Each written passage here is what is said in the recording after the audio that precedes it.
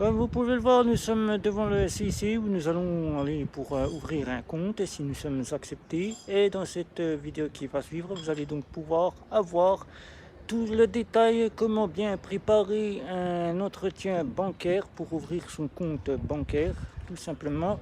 Si vous êtes une personne de 18 ans ou une personne qui souhaite changer de banque traditionnelle, c'est parti!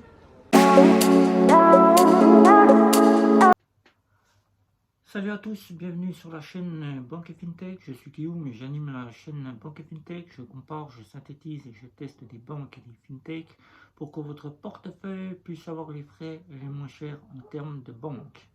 Aujourd'hui, dans cette vidéo, nous allons donc vous préparer à un entretien avec un banquier, un conseiller dédié.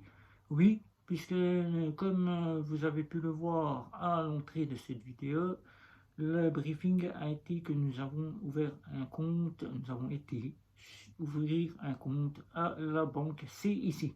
Vous êtes peut-être une personne qui est en train d'essayer de chercher son premier compte, un jeune de 18 ans, ou une personne qui souhaite quitter sa banque traditionnelle pour aller dans une autre banque traditionnelle classique. Et vous ne savez plus trop comment vous y prendre puisque certaines banques ne sont pas toutes les mêmes, comme par exemple la Banque Populaire ou la Caisse d'épargne, groupe BBC, BPCE, Banque Populaire, Caisse d'épargne sont du même groupe et donc il n'y a donc pas de souci pour se rendre dans l'agence puisque elles se concertent, elles ont les mêmes offres et donc vous n'aurez aucun souci pour cela. Mais c'est là, c'est ici qui nous a attiré nous pour y ouvrir un compte et nous allons vous y préparer pour savoir comment bien ouvrir votre compte. La première chose à faire, c'est tout de suite, c'est déjà de vous renseigner. Tous les renseignements sont là, sont dispo, Internet est disponible. Donc c'est déjà se rendre sur le site Internet de la banque CIC ou une autre banque, comme nous l'avons fait, pour vous renseigner sur tout ce qui est tarifs, les offres qu'elle propose, les cartes bancaires qu'elle propose et les différentes options qu'elle propose, crédit, assurance, etc., etc. Tout ça doit être dans votre premier vue dès que vous avez vu la banque que vous souhaitez faire revenir votre revenu et celle que vous avez donc décidé d'en faire votre compte principal. La deuxième chose, c'est l'appel téléphonique. Une fois que vous avez pu constater un petit peu le site internet, regarder un petit peu les offres, vous appelez pour prendre rendez-vous. Première chose, vous êtes interdit bancaire, là, la Banque de France. Je vous le dis tout de suite, c'est la Banque de France. Là, vous êtes en prestation sociale, vous êtes un salarié, ne parlez pas de tout de suite, vous ouvrez un compte parce que je suis une prestation sociale, ne parlez pas, je suis en salaire, vous demandez tout simplement le rendez-vous pour ouvrir un compte bancaire. Vous ne parlez de rien d'autre, vous ne demandez que l'ouverture d'un compte bancaire. L'agent qui sera derrière le conseiller dédié, l'accueil, le conseiller de l'accueil sera là pour vous remettre le rendez-vous ainsi que les documents à préparer. Documents, c'est-à-dire la paperasse habituelle, carte d'identité, justificatif de domicile, justificatif de ressources, les 3 relevés antérieurs, pas celui que vous avez de votre banque actuelle, les 3 derniers de votre banque actuelle, les 3 derniers, c'est-à-dire celui avant lequel vous allez ouvrir votre compte. Et vous avez donc un RIB si vous avez besoin de faire revenir en mobilité bancaire votre argent sur votre compte ainsi que tout ce qui est prélèvement, facture, etc., etc. La mobilité bancaire pour tout mettre en place. Mais c'est à vous de le faire puisque si vous le faites en courant du mois, vous pouvez donc déjà d'ores et déjà préparer votre nouveau RIB si celui-ci est accepté. Votre nouveau RIB et le remettre aux organismes nécessaires. Ça prend 2 à 3 minutes. Ça se fait par le site internet ou ça se fait en dépôt. Ça va vite, très vite et on y fait en espace de 2 jours. Tout peut être fait. Voilà. Ensuite, la première chose, dès que vous êtes en agence, là vous arrivez, venez tel que vous êtes. Vous n'allez pas faire un entretien d'embauche, vous n'allez pas voir le ministre des Finances. Non, tout de suite, je vous arrête. Ce n'est qu'un entretien pour essayer d'ouvrir un compte bancaire. Là, vous arrivez tel que vous êtes, habillé comme vous êtes habillé le matin ou l'après-midi, suivant comme vous allez au rendez-vous. Vous y allez avec votre paperasse que vous aura informé l'agent de l'accueil. Vous allez avec ceci, Vous arrivez, vous allez donc avoir votre conseiller dédié, celui qui sera votre futur s'il accepte l'ouverture du compte. Il va commencer à vous demander pourquoi. Là, tout de suite, soyez bref. Dites simplement que vous changez de banque puisque vous n'êtes plus en bon terme avec la banque. C'est le terme simple, direct et court. Vous n'êtes plus en bon terme avec la banque et vous souhaitez une nouvelle banque. Celui-ci ne vous demandera pas plus. Ensuite, il va vous demander ce que vous gagnez. Là, prestation sociale, salaire, dites-lui ce que vous gagnez. Vous lui remettez le justificatif de revenu, il constatera et là, il pourra commencer ses investigations. Proposer des comptes auxquels vous pourrez donc réfléchir si oui ou non, puisque vous aurez déjà eu un premier aperçu de la banque. Au CIC, c'est très simple, il y a beaucoup d'offres, vous regardez un petit peu sur leur site, vous aurez déjà une approche. Là, vous pourrez donc discuter et prendre un argument. C'est l'argument là qu'il faudra faire jouer. Dire non, moi j'ai trouvé sur votre site internet une offre qui serait plus compétitive et qui serait plus à l'approche de ce que je gagne et ce que je peux mettre sur mon compte.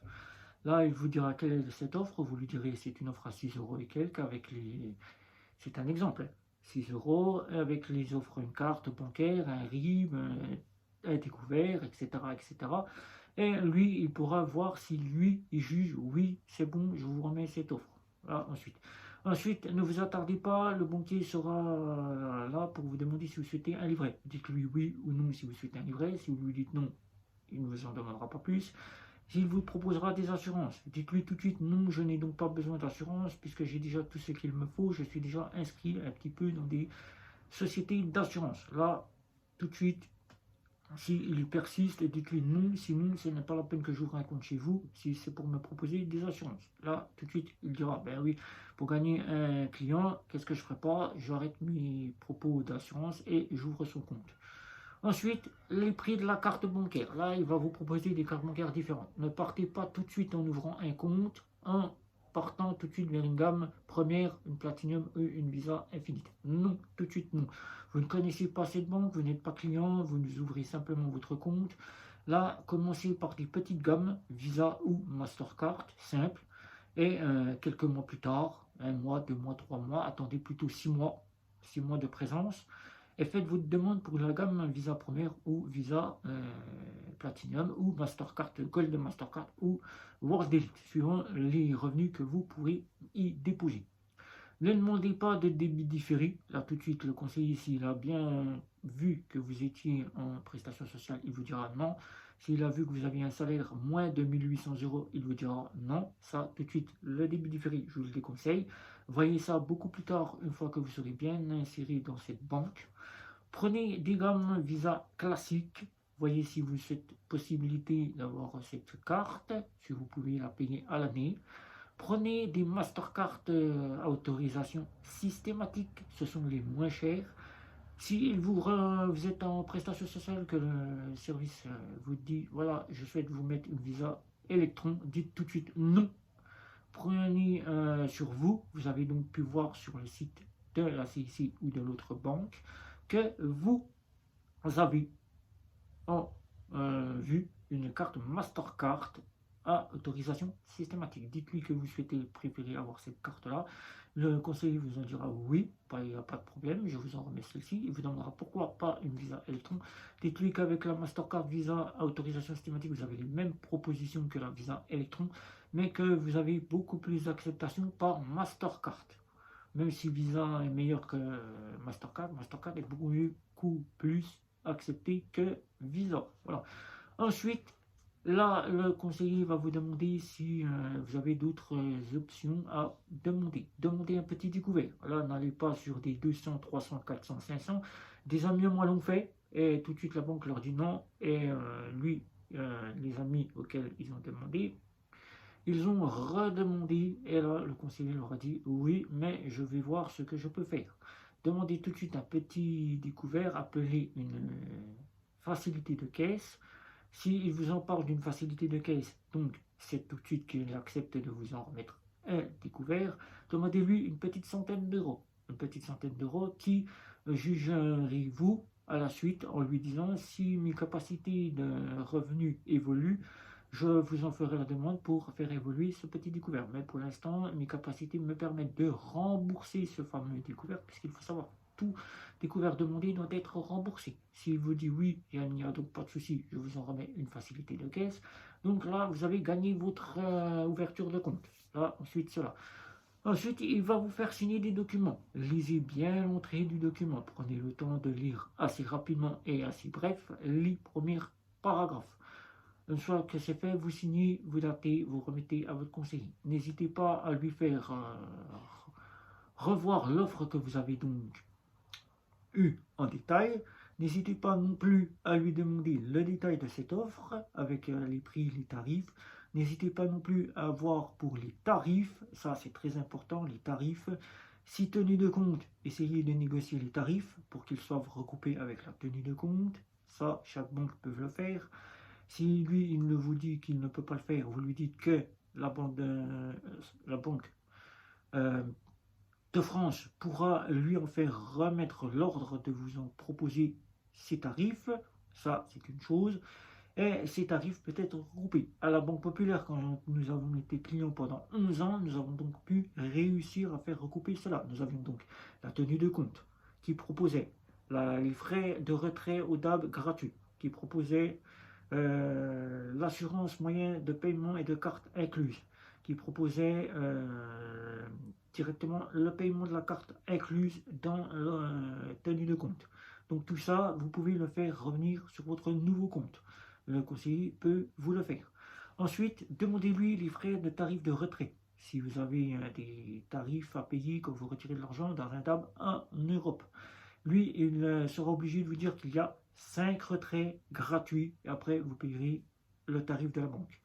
Les frais que vous payerez à l'étranger. Là, il va vous dire tout simplement, si vous avez donc pu constater le site internet, que les frais sont de 5 euros. Et oui, 2,90 € plus 3%. 2 plus 3 euros, ça fait à peu près, non, c'est 3 euros plus 2,90%. Voilà. Donc ça fait à peu près 5 euros de frais que vous aurez à l'étranger. Donc là, voyez si vous êtes dans la capacité de vous bancariser, c'est-à-dire de faire un multibancaire, de devenir multibancaire avec une néobanque ou une fintech. Si vous êtes déjà client d'une fintech, eh bien vous aurez donc le groupement de votre compte principal et de votre fintech. Si vous ne l'êtes pas encore, essayez de voir. Mais évitez, je dis bien évitez les banques en ligne, puisque les banques en ligne seront là pour faire en sorte, depuis 2022, que vous ayez les dépôts de vos revenus sur le compte. Sinon, si ce n'est pas le cas, ils vous diront au revoir monsieur, notre partenariat, notre confiance n'est plus à l'ordre du jour. Voilà, évitez cela, prenez les fintech et les banques néobancaires tels que N26 ou Revolut ou encore le compte Nickel en complément de votre compte. Vous aurez les frais partagés, c'est-à-dire à l'étranger vous payerez rien ou presque, et avec votre banque traditionnelle, le CIC ou autre, vous pourrez donc payer en Europe tout sereinement. Ensuite, regardez les frais de retrait. Les frais de retrait à l'étranger, les frais de retrait qui sont généralement de 3 euros à l'étranger. Donc cela pourra vous être couplé avec votre fintech. Ensuite, si vous payez des assurances chez cette banque, vous faites revenir vos assurances, négociez le tarif. Si vous avez des crédits, négociez les tarifs. Ça, c'est très important. Essayez de faire revenir votre crédit de votre ancienne banque sur votre nouvelle banque. Là, c'est le point négatif, positif. Et tout ce qui est, essayez de voir si vous avez la possibilité de gérer votre compte uniquement par Internet sans avoir besoin de solliciter le conseiller. Demandez-lui si les frais sont applicables si vous déposez de l'argent en guichet ou si vous déposez de l'argent uniquement via le service web, c'est-à-dire faire des virements, etc., etc. Les dépôts chèques, combien de dépôts chèques avez-vous le droit? Demandez aussi si les DAB du Crédit Mutuel ou d'autres banques peuvent vous être prises en charge, telles que le CIC et toutes les banques du CIC. Le Crédit Mutuel sont ensemble, donc vous n'aurez aucun souci pour déposer des chèques. Votre carte, demandez si vous avez la possibilité de changer le code PIN. Au Crédit Mutuel et au CIC, on peut changer le code PIN. Monabank, on change le code PIN. Crédit Mutuel, normalement, c'est possible. Donc, essayez de demander au CIC si c'est possible. Les autres banques, vous n'aurez donc pas ce changement de code PIN. Voilà. Donc ensuite, vous êtes client chez CIC, vous allez donc recevoir votre carte dans les 5 jours après avoir signé votre contrat. Une fois cela fait, vous n'aurez plus qu'à y déposer vos revenus auxquels vous aurez déjà pu remettre vos RIB si vous êtes encore dans les temps. Ensuite, vous aurez votre code qui arrivera, vous pourrez utiliser votre carte bancaire pleinement. Et n'oubliez pas, surtout quand vous êtes dans une banque traditionnelle classique, ne l'utilisez jamais en compte secondaire, c'est-à-dire je mets de l'argent quand ça me chante. Le service client conseiller dédié n'aime pas trop cette manipulation. Il faut bien se dire que vous allez dans une banque traditionnelle pour y déposer vos revenus. Sinon, au bout d'un certain temps, des frais de 30 € pourront vous être mis en place pour tenue de compte inactif ou presque inactif, et donc là vous aurez 30 € et la clôture de votre compte puisqu'il n'aime pas les comptes inactifs. Donc aller dans une banque traditionnelle classique, c'est y déposer ses revenus. Voilà, donc pour nous avons été nous vous en remettrons prochainement les retours du CIC qui nous ont été apportés. Voilà, dans une toute nouvelle vidéo. Pour le moment, nous avons été au CIC et c'est pour cela que nous vous avons fait cette vidéo pour vous aider à ouvrir votre compte. Voilà, sur ce, si vous avez des questions, n'hésitez pas, c'est sous la vidéo, n'hésitez pas à liker, à partager, surtout vous abonner, vous abonner. Cliquez sur la petite cloche, on aimerait bien un petit abonnement. Juste pour savoir si vous êtes satisfait de notre travail, si vous souhaitez continuer à nous suivre et pour avoir les prochaines vidéos, sans oublier la petite cloche. Sur ce, les réseaux sociaux et les communautés, nous aurions le plaisir de vous y retrouver et d'y répondre à toutes vos questions. Sur ce, c'était Guillaume, je vous dis ciao ciao ciao ciao.